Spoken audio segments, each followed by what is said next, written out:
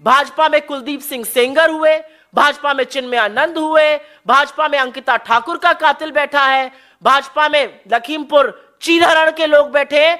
ये क्या है भाजपा का चाल चरित्र और चेहरा? बेशर्मी के चलते और थेथरई के चलते ये सरकार उनको पद से बर्खास्त नहीं करती। ये हमने अजय मिश्रा टेनी के केस में भी देखा था, जो आज भी मंत्री बने हुए हैं, और ब्रजभूषण सिंह के केस में भी हम देख रहे हैं। और डेकोरेटेड महिला एथलीट इस देश के प्रधानमंत्री के पास जाकर फेडरेशन में हो रहे यौन शोषण और कुकृत्यों के बारे में अक्टूबर महीने में बताती है, तो 1.25 साल तक मोदी जी ने क्या किया और वो इस पर चुप क्यों रहे?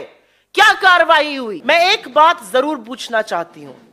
72 घंटे से ऊपर हो गए, और जिसको अंग्रेजी भाषा में अनप्रेसिडेंटेड कहा जाता है, ऐसा पहले कभी नहीं हुआ कि the most decorated athletes of Indian sports stars, जिनकी विश्व में जिन्होंने भारत का परचम लहराया, वो बेटियां जो शेरनियों की तरह दहाड़ती हैं दंगल में, कुश्ती की रिंग में, आज जंतर मंतर पर बैठकर जब उनकी आंखों से आंसू निकलता है, तो सरकार की यह खामोशी अपने आप में निंदनीय ही नहीं, अपने आप में और बहुत गंभीर और गहरे सवाल खड़ा करती है।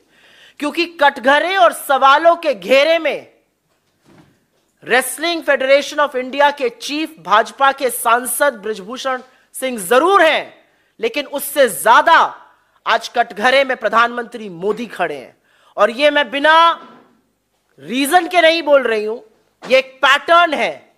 विनेश फोगट जी ने अपनी पहले दिन की प्रेस कॉन्फ्रेंस में कहा था कि उन्होंने अपने परिवार के साथ जाकर 2021 के अक्टूबर महीने में मोदी जी को सारी असलियत से वाकिफ कराया था।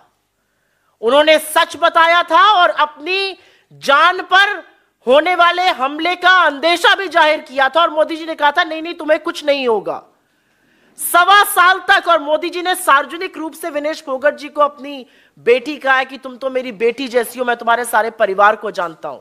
तो आज सवाल यह है कि जब एक महिला एथलीट और डेकोरेटेड महिला एथलीट इस देश के प्रधानमंत्री के पास जाकर फेडरेशन में हो रहे यौन शोषण और कुकृत्यों के बारे में अक्टूबर महीने में बताती है, तो 1.25 साल तक मोदी जी ने क्या किया और वो इस पर चुप क्यों रहे? क्या कार्रवाई हुई?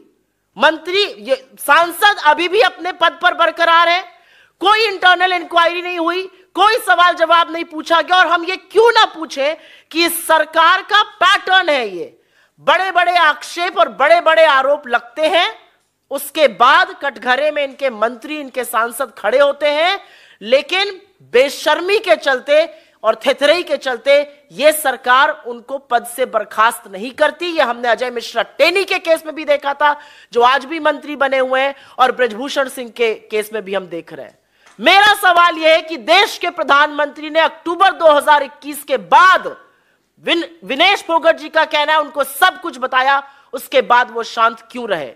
जंतर मंतर पर बैठे हुए ये एथलीट्स, उनकी आंख के आंसू और इन लड़कियों का आज शायद लड़की होने पर भी अफसोस जताना बहुत बड़े सवाल खड़ा करता है।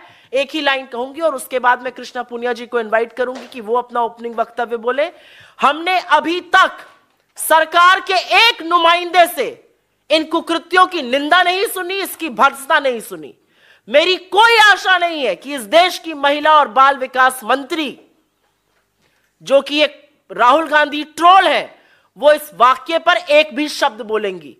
भाजपा में कुलदीप सिंह सेंगर हुए, भाजपा में चिन्मय आनंद हुए, भाजपा में अंकिता ठाकुर का कातिल बैठा है, भाजपा में लखीमपुर चीरहरण के लोग बैठे हैं। ये क्या है भाजपा का चाल चरित्र और चेहरा? और क्या बेटी बचाओ वाकई में भाजपा से बेटी बचाओ का नारा था? क्योंकि ये सारे नारे आज पूरी तरह से खोखले हैं। क्या बेटी बचाओ और क्या खेलो इंडिया? आपके जो ध्वजवाहक हैं स्पोर्ट्स के, वो जंतर मंतर पर बैठकर ये बोल रहे हैं हमें यौन शोषण के लिए मजबूर किया जा रहा है। ये बात प्रधानमंत्री को पता है और इस बात पर पर्दा गिराया जा रहा है। मिलियट टाइम्स को आपकी जरूरत है, हमारी आप माली मदद करें।